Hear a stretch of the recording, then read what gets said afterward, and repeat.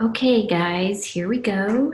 Round two for the day for me, but this is going to be RCAP 10, neonatal disorders.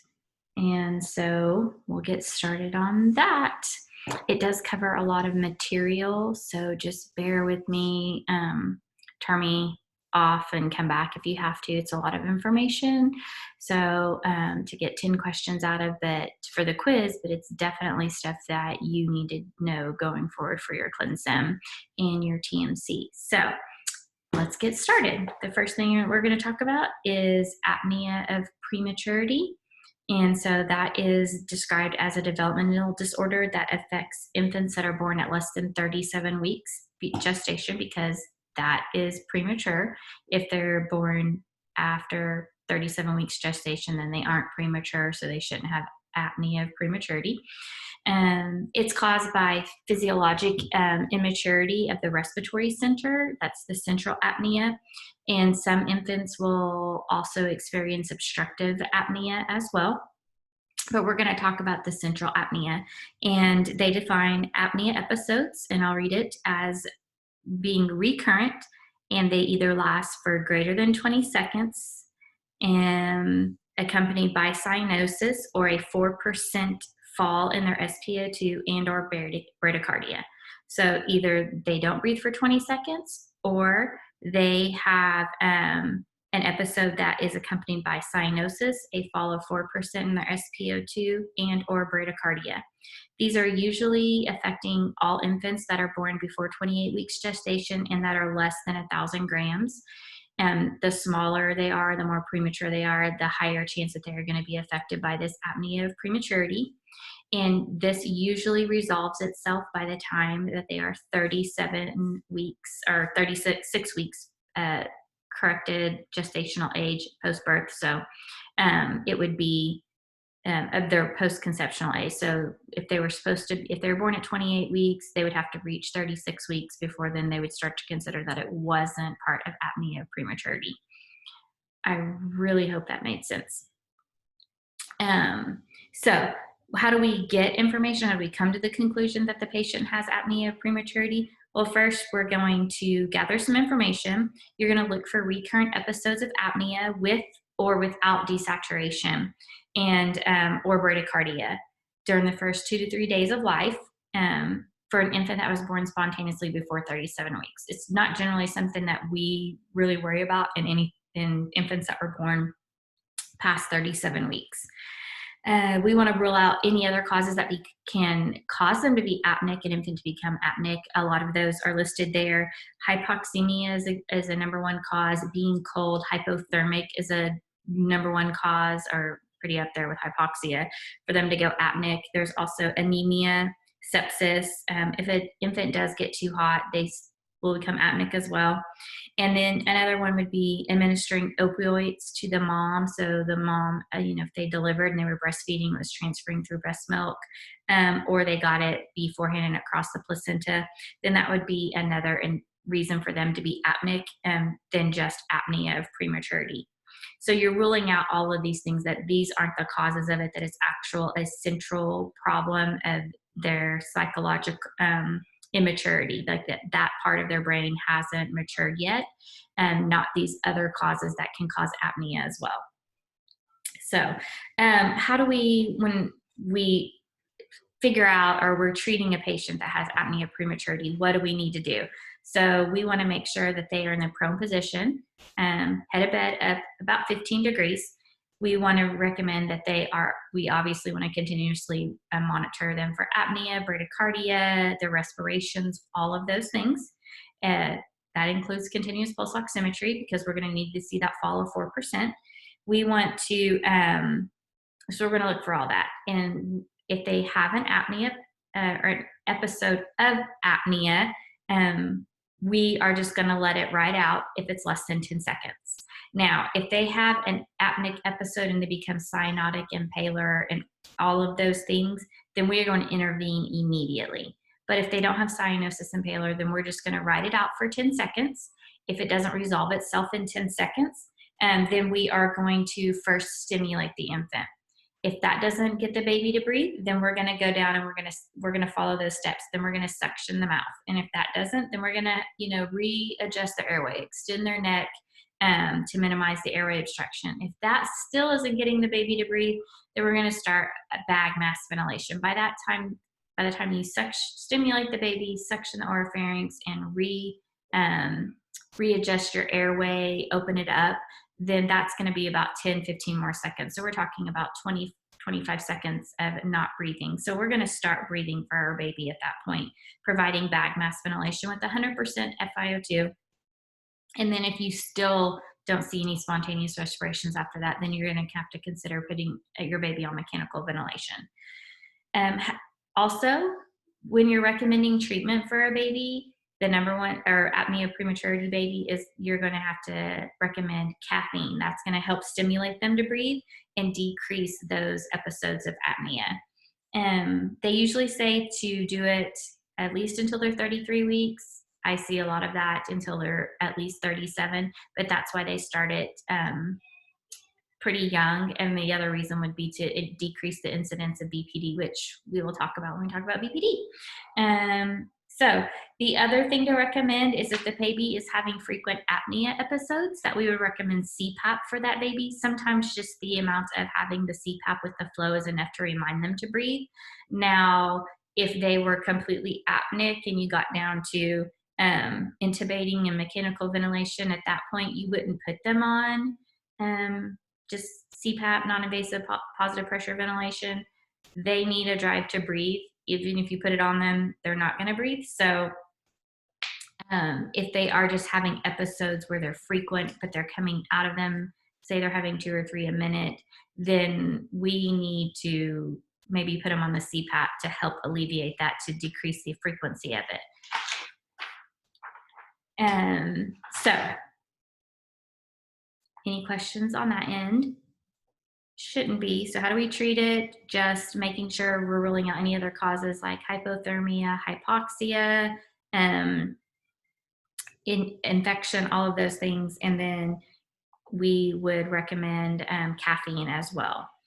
So a 39-weeker is not at risk for apnea prematurity. So let's just get that. If there's an answer that says 39 weeks, or if you're thinking that, you can't think that they're premature. They're past the point of prematurity. So I just want to throw that little nugget out at y'all. So let's talk about BPD. BPD is bronchopulmonary dysplasia. It can also be called chronic lung disease of infancy, so CLD.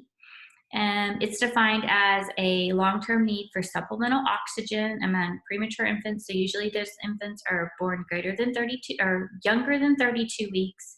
And for at least 28 days after birth, they require some type of supplemental oxygen. We'll get into like the nitty-gritty basics or I guess definitions of it, but there are 3 levels of BPD. So there's mild, moderate, and severe. So and it classifies that, if you can maintain satisfactory oxygenation, breathing room air, then you have a mild case of BPD. If you need less than 30% oxygen to maintain your oxygenation, then you have a moderate case. And if you require more than 30% oxygen, then you have a severe case of BPD. So BPD is associated with prolonged treatment of oxygen and positive pressure ventilation in your premature and low growth weight infants. So usually those that are less than 1,250 grams are at risk for developing this.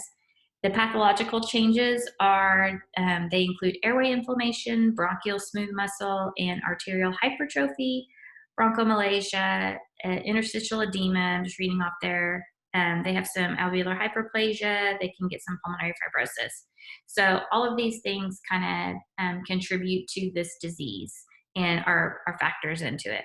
So whenever you're assessing and gathering information on your patient, usually they have the presence and severity of BPD using a 36-week assessment guidelines.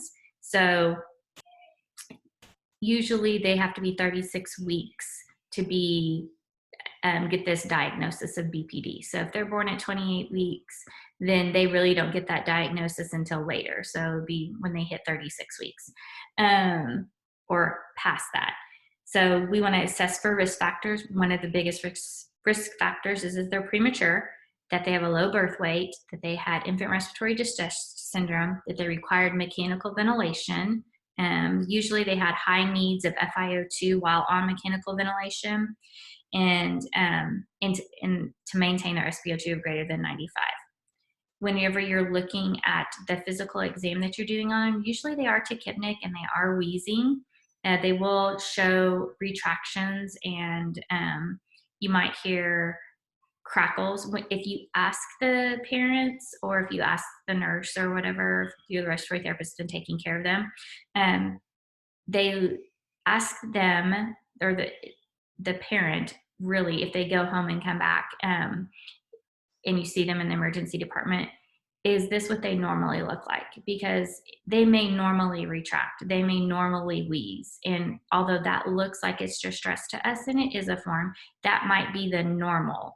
That's how they always look. And while it's not good, we can't make them better than what they are normally, or a baseline. They have to outgrow certain things and grow new lung tissue and all this kind of stuff. So if you are taking care of a patient, or a patient comes into your ER, or is admitted to your pediatric floor, then always asking, is this what they normally look like?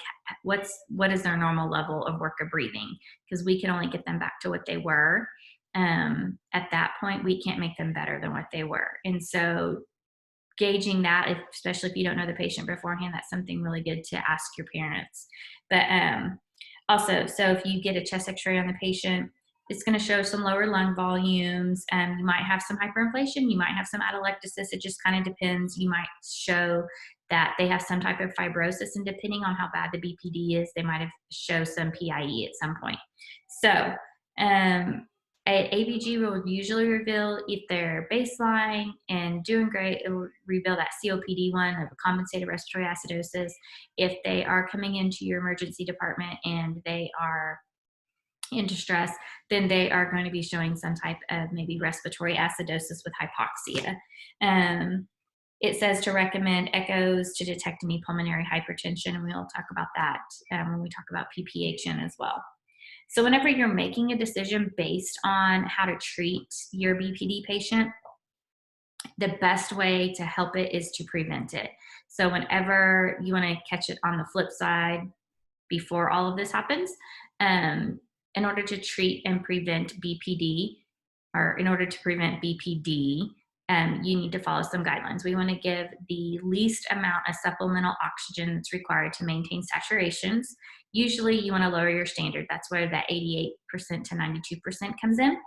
And then you want to prophylactically give surfactant using the intubation, surfactant administration, and extubation technique. And whenever you extubate, you would extubate them to nasal CPAP. So you want to prophylactically give that rather than being a rescue or reactively giving that whenever they aren't doing so well. You want to also give prophylactic vitamin A. It helps decrease the risk of BPD in low birth weight infants. And then we want to give prophylactic caffeine. So this decreases the incidence of BPD because it's helping decrease the duration of positive pressure ventilation. So it only makes sense that if our low birth weight babies and our premature babies are at risk for developing this because of prolonged high FiO2 exposure and prolonged ventilatory courses, positive pressure ventilation, that if we are giving the caffeine more prophylactically, that they have that drive to breathe, and therefore they're able to extubate them and not have this long course of ventilatory course on mechanical ventilation, and maybe they're on CPAP for a little bit longer versus being intubated. So that would be the big difference on that. And it looks like it might be working pretty well from the studies that I've been shown and have read. So if your infant is already intubated and they're receiving positive pressure ventilation, obviously, and oxygen, you want to implement high frequency as the initial mode of ventilation. So this will help reduce the amount of volume trauma and barial trauma that your patient has. You also want to optimize the PEEP that they have.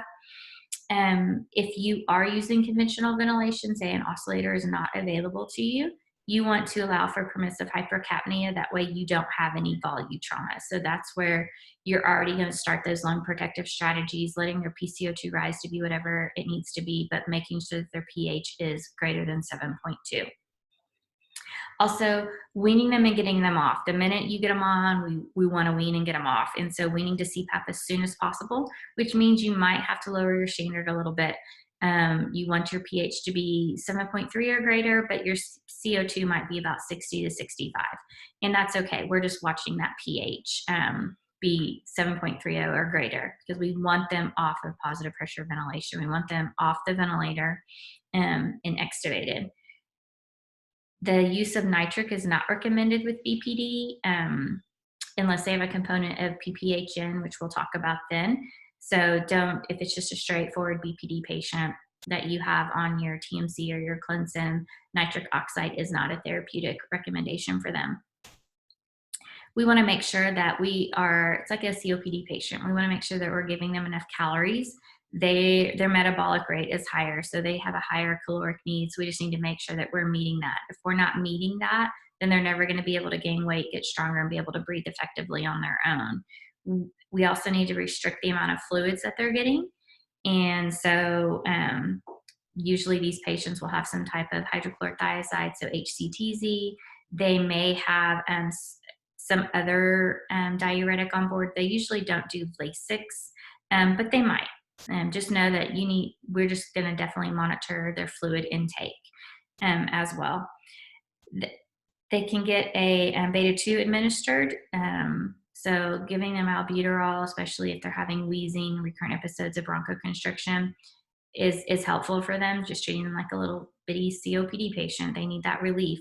And then if your patient is still on mechanical ventilation beyond 48 weeks of post-conceptual age, then recommending a tracheotomy for them to be able to effectively liberate them from the ventilator at some point. I will say I don't know if as many trachs are being done at 48 weeks, because they are extubating and reintubating and extubating and reintubating patients in the NICU so often that I feel like it takes maybe a little bit longer. But that's just coming with the fact that they are intubating and extubating more frequently, and they have their RAM cannula that they're using a lot more. So I feel like they're trying to hold off on those trachs just a little bit longer. So as far as BPD goes, prevent it with low FiO2, low supplemental oxygen, your sats being below 88 to 92%. We want to prophylactically give them vitamin A and caffeine. And then we also want to prophylactically give them surfactant as well. That way they can help with the decreasing the surface tension, increasing the compliance of their lungs. And then making sure that we have enough calories for them and restricting their fluids as well. So that's it on BPD. We're talking about congenital heart defects. That is next. And so a critical congenital heart defect is abnormality in the circulatory system of the infant, causes right to left shunting with cyanosis and hypoxia, and it normally requires surgical correction. So we already know about all these, or we've already covered a lot of these in PNRC. So we're not going to talk about maybe each one individually. We're just kind of lump them into, you've got a heart disease. Let's talk about the ways to figure this out in treatment. There are those classic T diseases, those 5 Ts that are cyanotic. So like tetralogy, total anomalous, transposition, tricuspid atresia, truncus arteriosus. So some of those we didn't touch on, some of them we did. And then we have hypoplastic left heart, that's a cyanotic disease as well. And then coarctation is one of them as well. So a lot of factors go into this, being ductal dependent, not ductal dependent, all of these things. And so what is going to help fix these infants? And so basically early detection of it is what we need to be most concerned with, and then surgical correction of it once it's detected. So how do we gather and assess information on the patient to be able to know that they have a congenital heart defect that's been undiagnosed? So the first thing that we're going to do is perform pulse oximetry screenings on all infants 24 hours after birth. And so whenever you're doing it, there's this protocol that is on page 6 that tells you if they pass or fail and where they're going to go from there. So if you have a patient, if you look at it, you put a pulse oximeter on their right hand and you put one on one foot after they're 24 hours old. Now, is the SpO2 this and this between there, or is it this and this, whether they pass or fail? So if the SpO2 is greater than 95% on the right hand and or foot, so basically is it greater than 95%, whichever one, and is there less than 3% difference between the two? So if I have it on my right hand and my right foot and my right hand's reading 96%, then the lowest my foot can read is 93. If it's reading 92, then I have failed that test. So I just want to maybe put it out there like that if those wordings were a little bit weird or didn't make sense. So that is how you know if they pass or fail. So if they fail, it gives you guidelines as to what to do. So you're, while I'm showing you guys that, it's backwards. So you repeat assessment in an hour. If they fail again, you repeat the assessment in an hour. And then if they fail it again, you go, I think you might need an echo. And then you let the doctor know and they get an echo. So that is what that is all about. At the top of page 7 is talking about how they pass or fail, the 3% difference and what they need to be. If they fail it for the third time, that it's confirmed that they have failed it and they are not meeting either the 95% or the less than 3% difference between them, then you undergo further assessment, which is an echo. Whenever you're conducting the physical exam, you're going to look for central cyanosis. So that is going to be there. You're also, whenever you're doing your physical assessment, you're going to, there's certain things that are abnormal findings cardiac wise. And so the absence of femoral pulses or weak or decreased peripheral or femoral pulses, you're going to hear a murmur. A lot of babies might have a murmur to begin with, though, as ductuses are closing and all that kind of stuff. So that may not be the best indicator, but definitely if you hear one that's really, really prominent, that is something to be worrisome about. Then you're going to look for things in the respiratory status that we would probably notice more is going to be their tachypnic, a lot more than a baby should be. You're going to see that they have labored breathing at rest. They're going to have those retractions. They're going to cough and wheeze, which just isn't normal for a baby, especially that's 24 hours old. And then whenever they're eating, they're going to have increased distress and they're not going to be able to eat and function. And so you'll notice that they have increased in distress with that. So those are just little things to pick up on. When your infant is cyanotic, we can do what's called a hyperoxia test. And so that third bullet point on page 7 talks about it. And so basically what it is you want to put your baby on 100% oxygen. No, Josh, we're not worried about retinopathy of prematurity because these are not premature babies, okay? Because I already know that you've asked that question in my head in class. So what you do is you put them on 100% FiO2 for 10 minutes, and then you measure their PaO2. If their PaO2 is less than 150 on this 100% after 10 minutes, then that would be positive for an intracardiac right to left shunt. And so that indicates that they probably have a congenital heart disease. So 100% FiO2 for 10 minutes, get a PaO2, and let's see where it is. If it's less than 150, then congenital heart disease. We're thinking that we definitely need to do some follow-ups to confirm that for sure. If it's greater than 200, but your infant is still cyanotic, then you have a pulmonary right to left shunt. So that would be like pulmonary PPHN, persistent pulmonary hypertension of the newborn, or RDS. So greater than 200, but your infant is cyanotic, you have a pulmonary shunt right to left. If you're cyanotic and you're less than 150, then you have a intracardiac right to left shunt. So it's heart. If it's less than 150, it's pulmonary if it's greater than 200 with a cyanotic infant. It talks about those x-rays that I like to drill you on. So snowman being the total anomalous, the boot being tetralogy, egg on a string being the transposition. Kind of knowing those going forward for your disease processes on your TMC.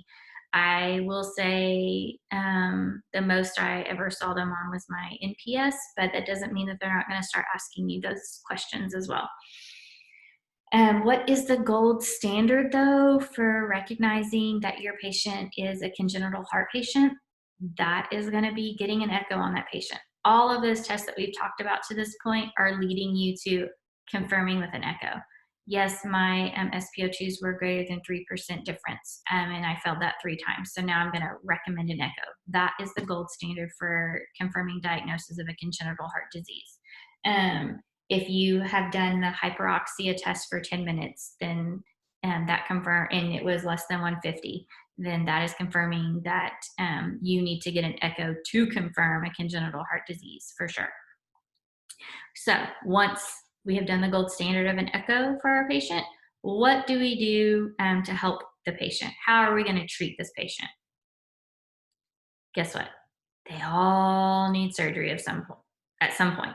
Some sort, they all need surgery, right? It ain't right, got to get it fixed. So we're going to recommend surgical correction on all of our patients. Until then, they might have a ductal dependent congenital heart defect. And so when they do that, when they do have a ductal dependent one, you want to recommend some type of IV prostaglandin. And so that's going to help dilate the ductus arteriosus until you can get them to surgery. That way you can fix their problem. So just be aware that if they are on prostaglandin E1, that can cause apnea and hypotension in your patient. So be prepared to support your patient with that. Any questions about congenital heart defects? I'm sure there are a lot because babies and heart defects scare people. Sorry, it's a lot of talking. But just know that echo is your gold standard. We're going to do some hyperoxia tests, what those measurements are, and then how are we going to treat it? Surgical correction. So let's talk about infant respiratory distress syndrome. It was previously called hyaline membrane disease. It is a common disorder in our premature infants, and that is because the lungs have not yet completed to develop. So whenever you are premature and you have underdeveloped lungs, guess what? You lack surfactant. So surfactant causes problems. You have a decreased compliance, and it can increase the surface tension of your alveoli because you don't have that. And so that makes your alveoli prone to collapsing. So when you have collapsed alveoli, that's also known as atelectasis, then that results in shunting because you have so much atelectasis because you don't have enough surfactant. So when you have shunting, you also have severe hypoxemia that is refractory to oxygen. So when you have that then that causes even more hypoxia, right? So you have even more severe hypoxemia, and that causes you to have vasoconstriction in your pulmonary circulation and having hypertension. So you have severe pulmonary vasoconstriction and hypertension. Then that leads to other problems circulatory wise, and then that leads to right to left shunting extrapulmonary. So all that to be said, it causes lots and lots of problems, and it can increase your work to breathe, right? So let's take a look at this. And when we suspect that our patient is premature and is on a ventilator or needs to be on a ventilator or is having these issues while they're on a ventilator, what are the things that we're going to look at? So we're going to look at the history. It's going to show us evidence that they were born before 37 weeks gestation because they were premature. They had a low birth weight of less than 1,500 grams, and there are some maternal factors that increase their risk. So like, sorry about that. That'd be my husband's phone connecting with this. Very, very sorry. So there are maternal factors that increase the risk of IRDS, which is like surfactant or diabetes, things that would cause a premature baby. So think about those things. They might have preeclampsia, other things that would cause a baby to be born prematurely. So we're going to look to see if they had a measurement of their LS ratio, if they were born before 35 weeks or at that 35 weeks gestation, or if they had the absence of that PG. Those are both indicators that their pulmonary system is not mature. We're going to look for signs that have progressive respiratory distress. So that's going to be tachypnea, which is greater than 60 breaths per minute. They're going to have retractions, they're going to have grunting, they're going to have nasal flaring. They might be cyanotic on room air. So those might be there for a few hours beforehand. Our chest x-ray, if we get one, is probably going to show some low lung volumes. It might already start to show that ground glass appearance. And if you see ground glass on your TNC or ClinSim, automatically think some type of ARDS or IRDS, whatever that might be, some hyaline membrane disease. Whenever you look for an ABG or you get an ABG, you recommend it, it's going to show severe hypoxemia and some respiratory acidosis. The other differential treatment that it could be is going to be transient tachypnea in the newborn. But if your baby is born prematurely, then that kind of rules that out. TTN is more of a mature disease, so it's going to be in those babies that are going to be 37 weeks or greater. So they're not going to be your preterm 1,500 gram babies. You have to rule out any infectious causes that are causing your problems. So making sure that your baby doesn't have an infection that's causing them to be in that respiratory distress. They don't have, they weren't group B strep or anything like that. Just rule out any other causes that might cause them to be tachypnic, flare, grunt, all of those things. And then you also need to do that hyperoxia test that we just talked about to rule out the congenital heart defects. That way, because that can cause respiratory distress, we talked about that, and it can cause cyanosis. So we want to make sure that we've taken the heart factor out of things. And as always, you can just recommend the echocardiogram, and they could have a PDA. So that would show a PDA as well. So whenever you're doing a treatment recommendation for these kiddos, so the women at risk are going to be giving birth between 24 and 34 weeks. We want to recommend that they get steroids antenatally. Like, we're holding off, we're giving that to them to help increase the maturity of the baby's lungs before delivery. So we want to recommend that for sure if they haven't given birth already. So if they have given birth, then what are some things we can do? So for the spontaneously breathing baby, we want to do prophylactic surfactant. So if they're breathing spontaneously but they're 28 weeks, then we need to go ahead and intubate, surfactant, and extubate them to nasal CPAP. And we talk about that several times, but prophylactically doing it rather than waiting until they have a problem. We already know a 28-weeker is not going to have mature surfactant. Even if we did give steroids, it's still not going to be mature enough and enough of it to last. So prophylactically give them surfactant. Also doing high flow nasal cannula if you don't have nasal CPAP, or if it's not available, or it's just a different course of it, just having that high flow nasal cannula, which a lot of them are on. Sometimes just enough of that high flow is enough to create the back pressure of PEEP that it actually kind of works the same, but recommend that. You definitely want to help keep their body temperature stable. You don't want them working to have to get a normal temperature. So providing that neutral thermal environment is very, very important. We are going to provide just enough FiO2 to keep their SpO2s 85 to 92%. These are the babies that we worry about prematurity or retinopathy or prematurity on. So we want to give them the least amount of oxygen that we can, and we're lowering our standards a little to 85%. So as long as they're saturating 85% and their PaO2 is 50, we're okay. We're not going to worry about it and increase them. We're not going to hold them to the super high standards. So knowing that. If we have if we want to recommend intubation and mechanical ventilation if they're less than 27 weeks and their mother did not receive steroids, so we're automatically going to recommend that they intubate and receive mechanical ventilation. if they are those two things, less than 27 weeks with no steroids before delivery, or if the infant is those three things, which will get you put on a vent almost every single time, which is they're apneic. Apnea gets you put on a ventilator pretty darn quick. If they're unable to maintain an adequate airway, so unable to protect their airway, that gets almost everybody ages 0 to 199 put on a ventilator. And then if they exhibit increased work of breathing, grunting, retractions, and flaring on CPAP and cannot maintain a pH of greater than 7.25. So we have intervened and they're still having respiratory distress and their pH is not increasing. So that is when we would also put them on mechanical ventilation, which to me that's saying they have failed respiratory wise. So those three things right there, we know those aren't anything new for us. So when we do put them on and they require mechanical ventilation, what are some of the things that we need to worry about? So we want to do tidal volumes that are 4 to 5 mils per kilo. We want to avoid volume trauma, and we are going to let the PCO2 rise as whatever it wants to be, as long as their pH is greater than 7.2.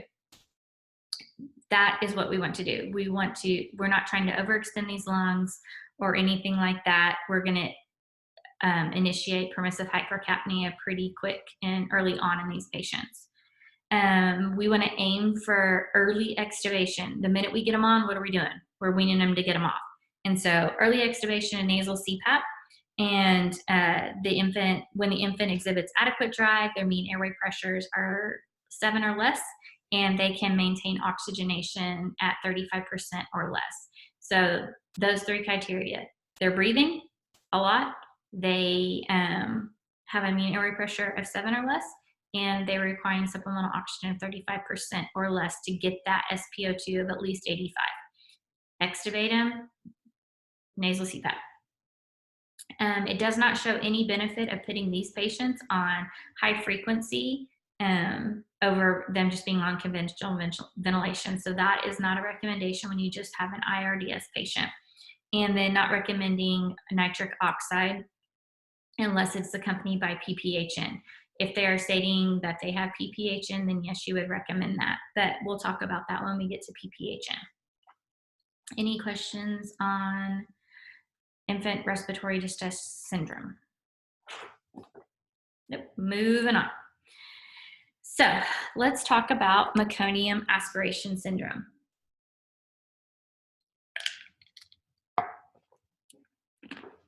So what is meconium aspiration? That is them sucking that nasty, thick, dark green fecal material into their lungs. It's normally not passed till after birth, but there are factors while they're in utero that causes them to have a bowel movement, and they suck that stuff in, and causes some problems. So common factors are that they have placental insufficiency, that mom had hypertension and preeclampsia, they had some type of infection as well, or mom was a drug abuser. They could have some chorioamniotesis, and the fetus could have just been in some hypoxic stress from something else. So basically, there is some type of stress that has caused the baby to become hypoxic, and it stresses them out, and they pass meconium, and then they suck it into their lungs. But I would say the top three things would probably be that their placenta was insufficient, which would cause them to be stressed out.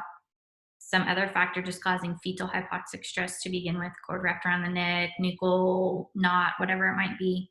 Or that the mom had some type of hypertension preeclamptic episode that would cause all these things to happen. So it's aspirated, and even though it's sterile, it causes a chemical pneumonitis.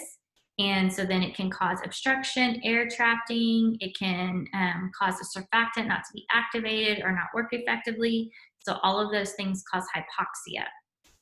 And it causes these release of chemical mediators that cause pulmonary vasoconstriction. So those are kind of the physiologic pathophysiologic effects of meconium aspiration. And I know if you guys have been watching the news at any point in time with COVID-19 and these cytokine storms and chemical mediators and all this, so it causes lots of problems. So you can see how things that happen in the body cause all these lung issues, or things that happens in the lungs can cause all these body issues. So we're going to say, as we're going down, it's meconium aspiration is respiratory distress that for an infant that was born between 37 and 39 weeks. These are not going to be your premature babies. These are going to be your term or post-term babies that are having this done. Mom, I can't. Go ask your dad. Go ask your dad. I'm sorry. So back to where I was. Anyway, so meconium aspiration is usually not going to be anything less than 37 weeks. These are definitely going to be your term or post-term babies. And then it does tend to be associated with primary pulmonary hypertension of the newborn. So there's different levels of what kind of meconium aspiration they have. Do they have mild? Do they have moderate? Do they have severe? And so if they're requiring less than 40% oxygen, they're saying that that's mild. If they require more than 40% oxygen, then that's moderate. And if they require positive pressure ventilation, then they have a severe meconium aspiration. Just to kind of break that down. So how do you gather information and assess it? So you're going to have a perinatal history. It's going to say meconium stained fluid. Maybe you see the baby and you've got yellow fingernails, all of those kinds of things that we talked about that went into meconium aspiration. There are other factors. So sometimes an abnormal fetal heart rate can cause fetal acidosis, cesarean delivery, and APGARs less than 7. So all of those are going to be factors that you would want to pay attention to, and that would lead you to believe that the baby could be at risk for meconium aspiration. So you want to monitor the baby closely. You're going to look for signs of respiratory distress, and those are going to be tachypnea, cyanosis, retractions, grunting, flaring, all of those things. In severe cases, it says they may seem like they have a barrel trust, and that's because they have air trapping. It's that whole ball valve effect. If you don't remember that, please go back to the slides in PNRC and look at that. And then if you still don't remember that and need more information, then shoot me an email or a text and I'll get with you. When you auscultate their breath sounds, it's going to show that they have coarse crackles and rhonchi. In those with primary persistent hypertension, they might have a murmur. And whenever you're looking and recommending an x-ray, you're going to have overdistension, overexpansion, some hyperinflation. You're going to have atelectasis in some areas. They might be at higher risk for pneumothorax. It depends on like how bad and how severe it is as to what you're going to get. These are at risk for developing PIE as well, just because of the way it is. If they have so much air trapping and they can get air in, but they can't get it out, and you just keep pushing air in and air in and air in, that's obviously going to cause a pneumothorax. They have atelectasis in some areas. I mean, there's different components that go into it. So with this, you want to rule out anything else that's going on. So you want to rule out the congenital heart disease. You want to assess their cardiac function. You're going to look for that right to left shunts and look for the PDA, see if it's Dell, and you're going to assess for pulmonary hypertension as well. Whenever you're evaluating their labs, you're going to recommend an ABG. It is going to show some hypoxia primarily, and maybe some respiratory acidosis, and they might have a metabolic component with it as well. You are going to look for CBC and their hematocrit and hemoglobin levels. Sometimes even with a meconium aspiration, they might have a quote-unquote normal WBC count, which in a neonate is going to be elevated anyways from our normal. So culturing to see if they grow anything is what you want to do. And we'll talk about that here in just a minute. So at or after birth, you need to look to see if the meconium stained baby has normal respiratory effort. And if they have good muscle tone and a good heart rate, then we talked about this in NRP where you just stimulate the baby, suction their nose, suction their nose, and go about that algorithm. Normal baby, dry them, warm, stimulate, all that kind of stuff. If the baby is meconium stained and they have no respiratory effort, poor muscle tone, and their heart rate's less than 80, you're still going to do those things. And for the purpose of the test, they are not up to date right now with NRP guidelines because those change every so often, and the test doesn't change as often from the boards, but they recommend that if you have a flaccid baby, that you intubate and suction the trachea immediately after birth, that you don't try and stimulate them for 30 seconds. So that is not an NRP guideline, but that is the MBRC test. So if you have a flaccid, hypotonic, poor muscle tone, poor respiratory effort, bradycardic infant that has meconium, then you want to intubate them immediately and suction out their trachea. If meconium is retrieved and your heart rate's greater than 100, you want to resuction. If it's less than 100, you would want to start positive pressure ventilation and consider suctioning them again later. But that's the only thing that differs in NRP and the MBRC test right at this point. You need to recommend prophylactic surfactant replacement therapy. So that's going to be that Ensure method. And that's what I've been talking about, that they're laying it out here for you. So where you intubate, you give them surfactant, and you extubate promptly to nasal CPAP. So that was what you would recommend with meconium aspiration. How they typically will be managed in the NICU, which I know you guys have probably seen some of them, but they're going to have that continuous oxygen, blood pressure, heart rate, respiratory rate monitoring, right? They're going to have their SpO2 being monitored at all times. They're going to be in a neutral thermic environment. They are going to be monitoring their electrolytes and their acid-base balance. They're going to always monitor the glucose level. They are going to want a systolic mean blood pressure of 45 to 50. You're going to have minimal stimulation and minimal handling of these babies. And then they're going to need to have adequate sedation. So all of those things come into play with any infant that's in the NICU. We minimally handle, we have hands-on time. We always monitor things. They're all in incubators, right? Or the sick ones are. So when it comes different for us is respiratory, we're going to provide oxygen via whatever method it needs to be to keep the SpO2 88 to 95%. This will actually also help with pulmonary vasodilation.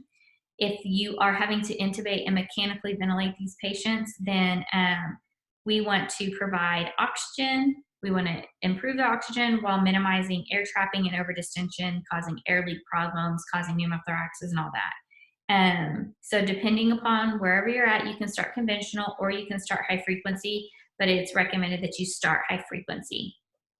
If available, they want you to start nitric as well, because they're likely going to have PPHN, and those two combined together seem to work more effectively than one versus the other. If you only have a conventional ventilator, then do that lung protective strategy from the get-go to reduce the risk of barotrauma, volume trauma, and all that. So you're going to have 4 to 6 mils per kilo. Your PIPs are going to be 25 to 28. You're going to have a rate somewhere between 40 to 60, and your PEEP is going to be 4 to 6. You want to prevent air trapping. You are also going to aim for a PaO2 of 55 to 80 and your SATs being 88%. You are going to aim for a pH of anything greater than 7.30 to 7.4. You don't want to blow off too much CO2 or anything like that. You would recommend, when do you need to know that conventional ventilation is failing for these patients? So if you do 2 consecutive assessments in over a 6-hour period, so it can be 3 hours or 6 hours, anywhere in between there, but 2 consecutive assessments that show your FiO2 needs are increasing and they're greater than 60, and your PIP is greater than 30. your mean airway pressure is greater than 15, and then you're going to recommend that you switch to high frequency. So here it talks about your oxygen index, and how many of you guys remember the OI? Look, I did this. So your OI is your mean airway pressure times your FiO2 times 100 divided by your PaO2. And so we had those numbers that anything 40 or greater was increased mortality, they needed ECMO. So when we're talking about knowing when to put them on the oscillator, their OI is going to be 15 to 20. Okay, so then we would need to switch the oscillator. So when you're on the oscillator, you want to absolutely avoid developing any more air trapping. So you're going to set the frequency to a lower hertz, usually about 8. Your MAP is going to be a little bit higher than that on conventional, or right at it. And then you are going to, there's different techniques to be able to do. You can do peak recruitment maneuver, you can do some other things. But the main thing is that you're going to set a little bit lower of a hertz, and that you might have to do a little bit higher of a mean airway pressure than what you had on conventional. So once you have a stable oxygenation, you reduce the mean airway pressure to be in a stepwise fashion to step that on down for the patient. We're going to recommend surfactant therapy in patients with an FiO2 greater than 50 and a MAP greater than 7. So that is considered rescue surfactant therapy at that point. And so you might have already given them that prophylactic one, knowing that they were going to have a problem, trying to intercede any problems they might have. But if their oxygen requirements keep going up and they're on a FiO2 greater than 50 and their mean airway pressure is greater than 7, then we're going to give them a rescue surfactant. So give them another dose of that to kind of help with that. If your meconium aspiration is complicated with PPHN, then you're going to recommend that pulmonary vasodilator, which is going to be your nitric oxide therapy. This is going to start at a dose of 20 parts per million. That's what we start nitric at, 20 parts per million. If nitric is not available, then you're going to want to give your patient some Viagra or the sildenafil. Know that word, SILDENAFIL, okay? So it's a phosphodiesterase inhibitor. They might say that. And you would have to, hopefully you could pick phosphodiesterase inhibitor or nitric, one of those two. If your patient is still getting worse and your OI that you've calculated is greater than 40, then you would recommend putting your patient on ECMO or transferring to an ECMO facility. So in order to be considered for ECMO, your patient has to be greater than 34 weeks. Their birth weight has to be greater than 2 grams. They have to lack, they can't be actively bleeding. They can't have any coagulation problems. They cannot have anything greater than a grade 2 IVH or intracranial hemorrhage. Their lung disease has to be reversible, and they can't have been on the ventilator for more than 10 to 14 days, 10 days ideally. So whenever you do have that scenario, you don't want to recommend hyperventilating your patient. You don't want to give them corticosteroids because that's not going to help with anything with meconium aspiration. And you don't prophylactically give antibiotics. So I touched on that. So you can't really tell by WBC because infants' WBCs are increased up until a certain point post delivery. And so it might say 25,000. Well, that doesn't mean they have an active infection. That's just, converting things over. So you would have to have a positive culture in order to indicate antibiotics. So just don't prophylactically give those in the meconium aspiration babies, even though they're probably going to have a pneumonia of some sort, and that is nasty stuff. It is sterile nasty stuff, apparently, and that's okay. So I'm sure there are tons of questions on that, and I wish that I could answer them all for you. So shoot them to me, and I will get that done. So let's talk about the last one, which is persistent pulmonary hypertension of the newborn. And that is affecting mainly term or post-term infants. It is pulmonary vascular resistance exceeds systemic vascular resistance. That causes a right to left shunt through the PFO, parainframural valley, or the ductus arteriosus. So the right to left shunting leads to hypoxia, which then leads to further pulmonary vasoconstriction, which increases the amount of shunting, which decreases your pulmonary perfusion, which worsens your hypoxia, and you have this vicious cycle that keeps going on and on and on and on. So, what are the three primary mechanisms for pulmonary hypertension?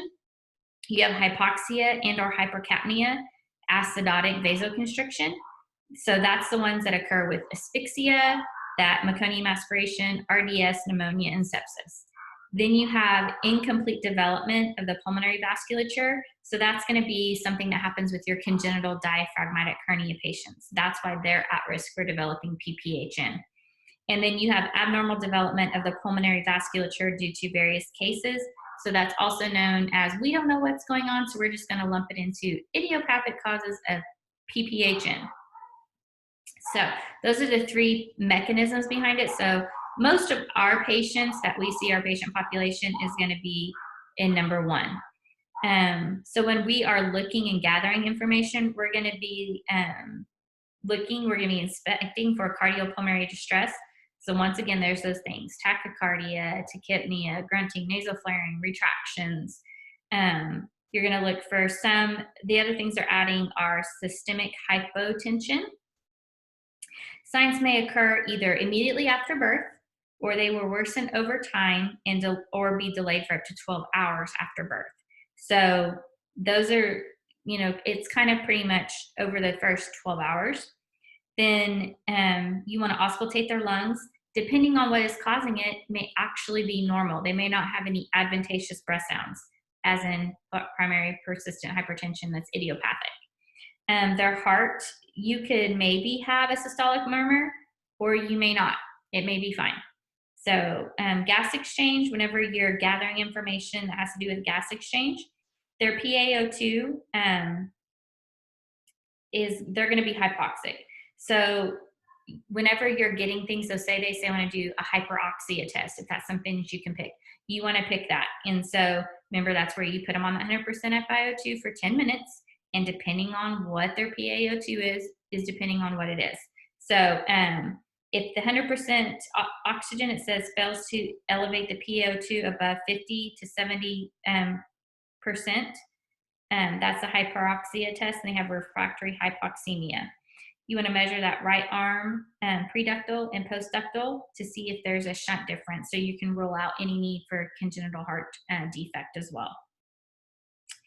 The gold standard for diagnosing PPHN is an echocardiogram, and it tells you all the reasons right there about being able to locate in the severity of the right to left shunt. You can estimate the pulmonary artery pressures via an echo, and that can include, tricuspid insufficiency, and it can also rule out any other congenital heart diseases at the same time that would cause refractory hypoxemia. And so getting an echo to diagnose PPHN. A chest x-ray, it may be normal if you order it, because it may be idiopathic or asphyxia associated. They may not have any IRDS or any pneumonia or whatever that could be causing it. So if it's anything other than number one up there, the three primary mechanisms, it may not show up. That's all that's telling you. Nothing on an EE or EKG except maybe some right axis deviation, but that's not going to be a big indicator to help you diagnose PPHN. So what lab tests should we order? An ABG, that way we can assess oxygenation in the presence of acidosis.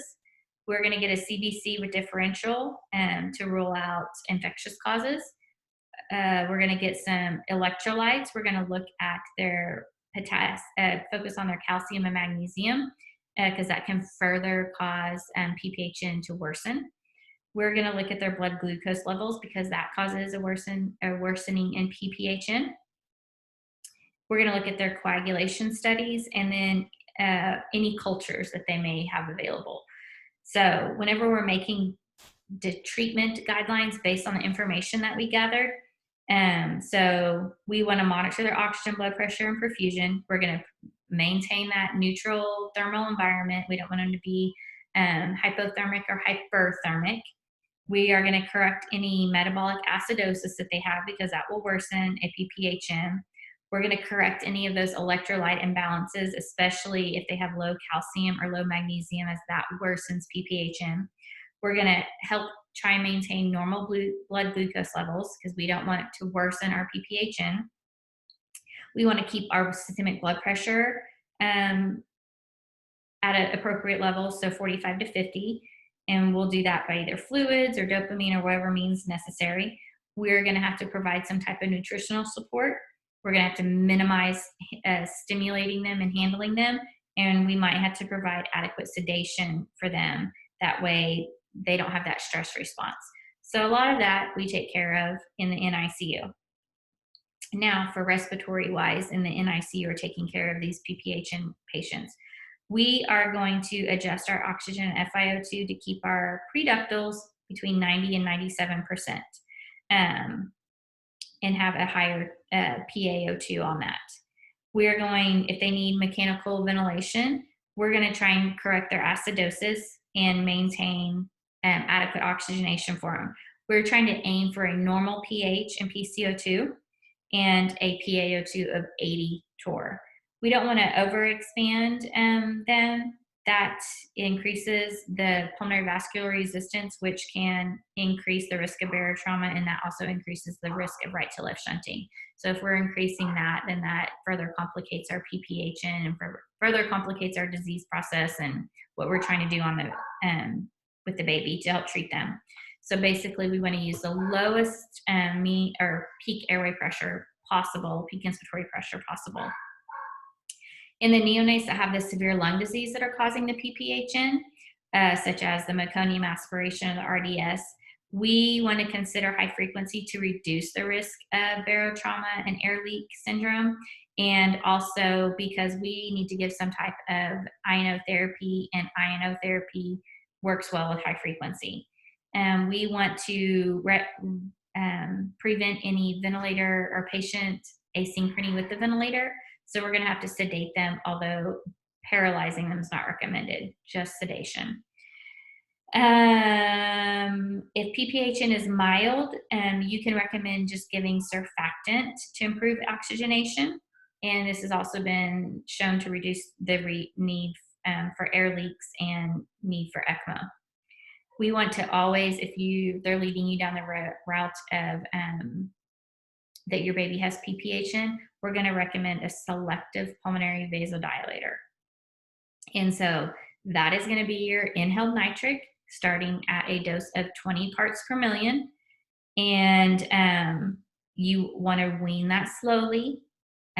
Or once you get it on, the patient's stable and you're able to wean your FiO2, you want to make sure that you wean off the nitric slowly. We talked about that to prevent any rebound effects from weaning that. And then if INO is not available, you're going to give that phosphodiesterase inhibitor. And you can also give milrinone. And you can also give, which I don't know how many neonate studies are out there, but if in adults we give a lot of Velitri or Flolan or Elaprost, but those are also options as far as pulmonary vasodilators, so your inhaled prostacyclins. If your patient is not responding to any of the above means, then you recommend, and your OI is greater than 40, then you would recommend ECMO for your patient.